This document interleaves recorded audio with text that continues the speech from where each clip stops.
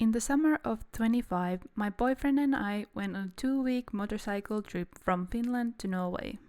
At that point, I wasn't actually that experienced rider, as I had only gotten my license the previous summer. However, we had already done a shorter trip in Finland, which gave me the confidence to go on this longer journey abroad.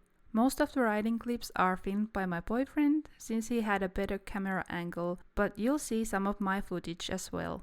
To take a shorter route to Sweden, we started with a 4-hour ferry ride from Vasa to Umeå.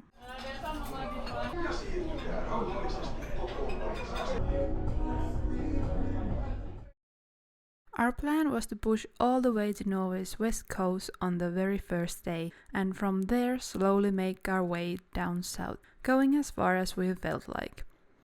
We actually ended up riding all the way to Oslo, even though that wasn't part of the original plan. It was amazing not being tied to a tight schedule, although at some point we did have to book a ferry back to Finland.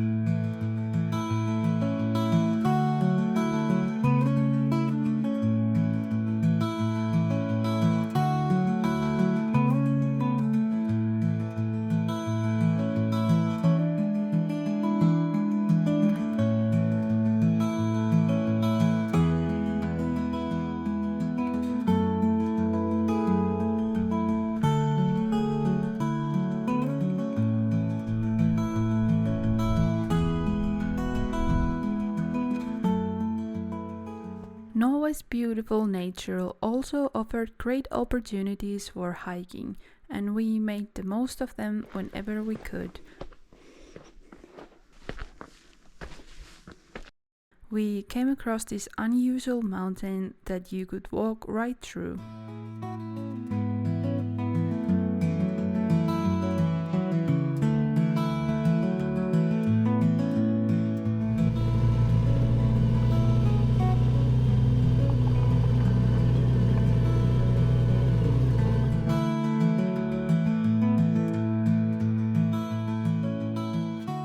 The roads in Norway are often quite narrow, which added some extra spice to the journey, but it wasn't really a big issue on a motorcycle. Another unique part of the journey was the ferry crossings, which at first were a bit nerve-wracking, especially since motorcycles were usually directed onto the upper deck, but in the end it all went smoothly.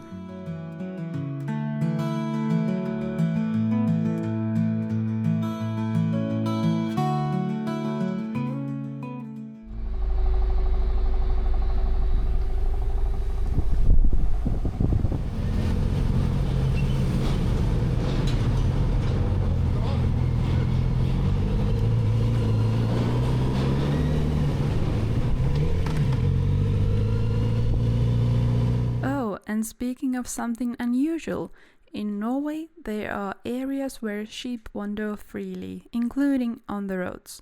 That meant you had to stay alert, as they were sometimes just chilling on the road.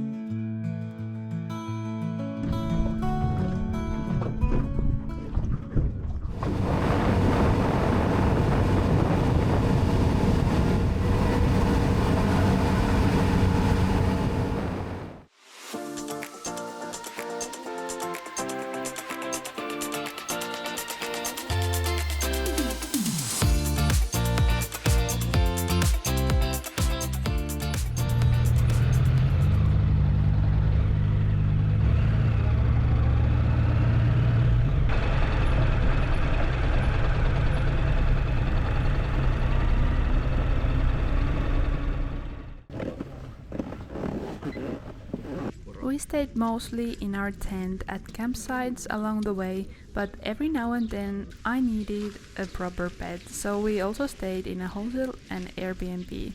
Still, the nights in the tent, surrounded by those incredible landscapes, are what I remember the most, even if setting up and packing down camp over and over again was quite exhausting.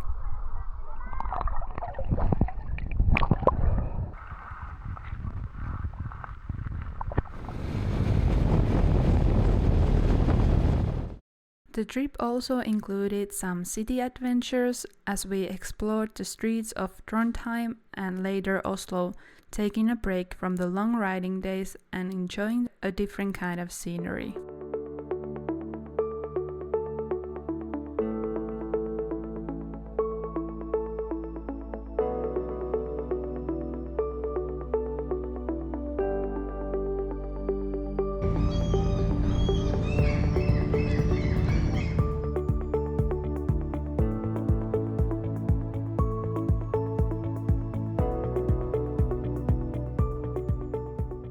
For these day trips, we only took one bike since it was more practical and saved fuel, and I honestly didn't mind. It was nice to just sit back sometimes and enjoy the views.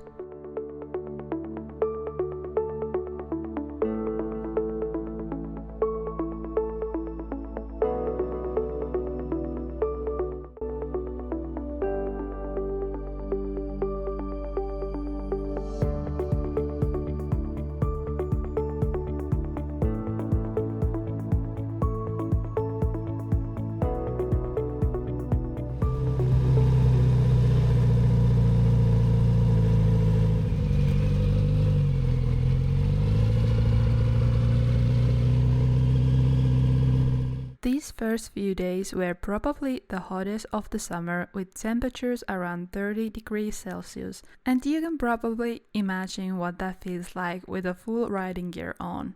Luckily, the breeze while riding helped ease the heat, and the numerous tunnels, some even a few kilometers long.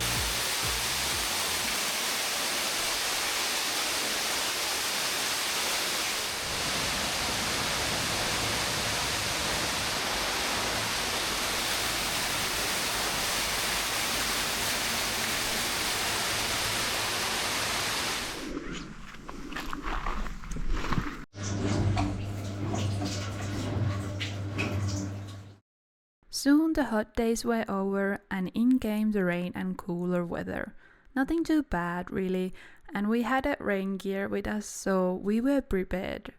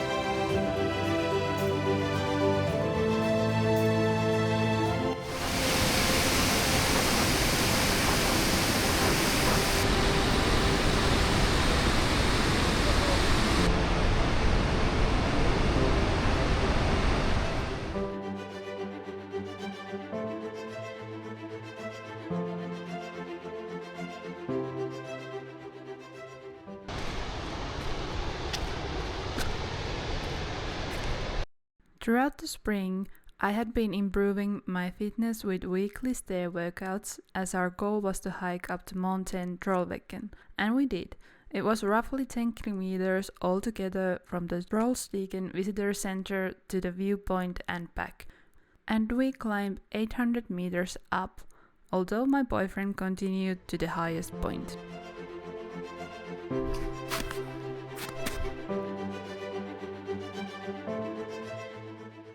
The route was mostly rocky, so I kept hoping not to twist my ankle.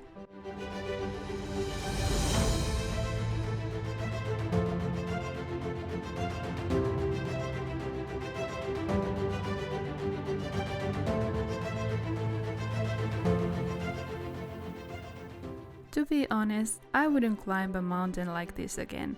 It pushed me more than I expected, and I realized I'm not a big fan of heights, especially when you get to the top and suddenly there's a steep drop right in front of you. Who would have thought? A couple of days earlier, a man had gone missing in the mountains in heavy fog. By the time we were there, he was fortunately found and the helicopter was picking up the search team.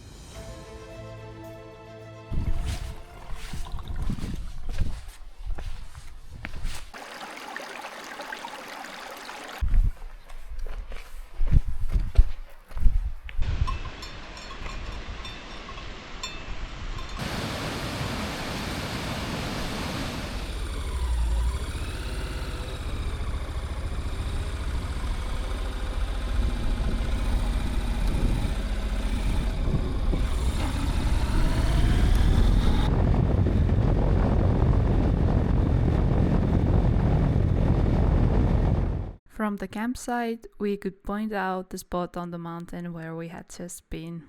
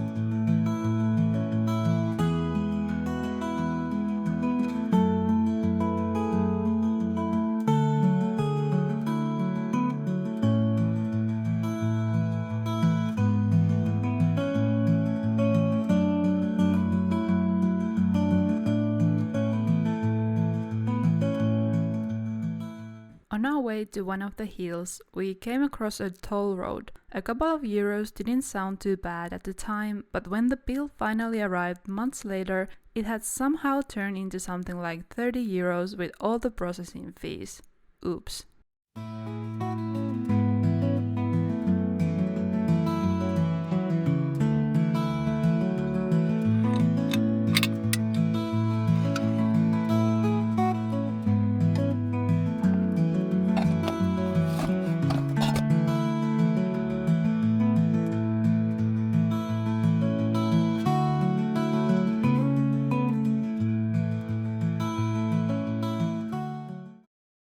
A night in a hotel and a nice breakfast was refreshing. I definitely needed it, even if he probably didn't.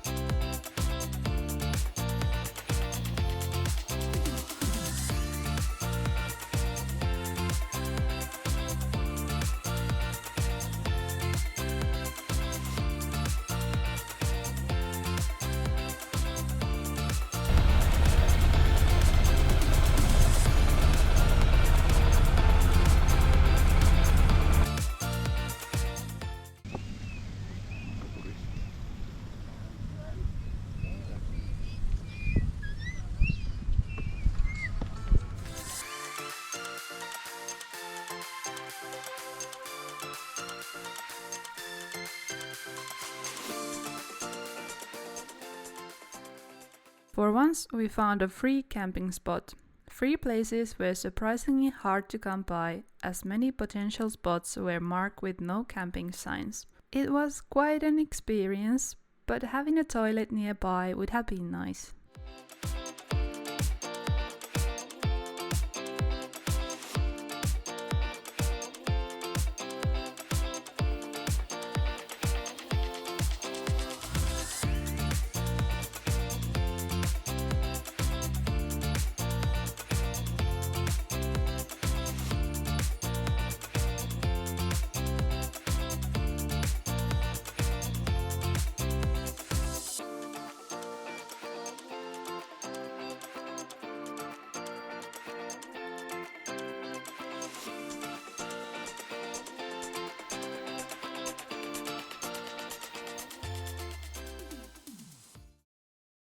In Oslo, we stayed a couple of nights in a lovely minimalist Airbnb on the outskirts of the city. We spent a day in the city center exploring a few sites and just walking around.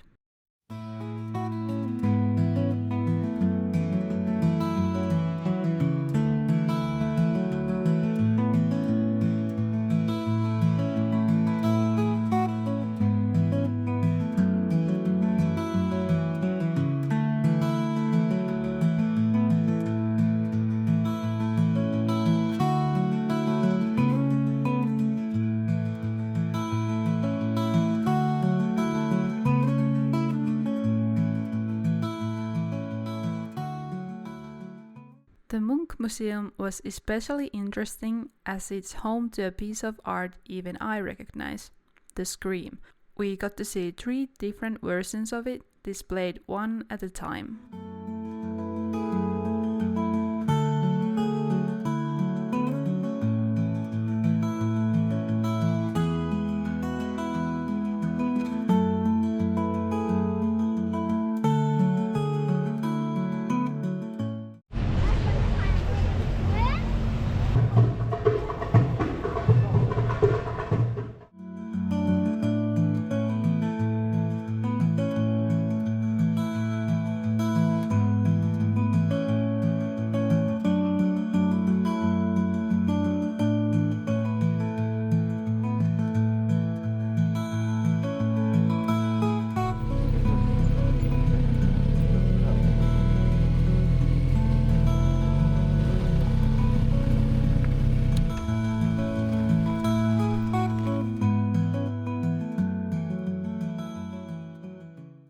Luckily, it was our last night when my air mattress started leaking. The morning continued as we boarded the ferry for a 9-hour journey back to Finland.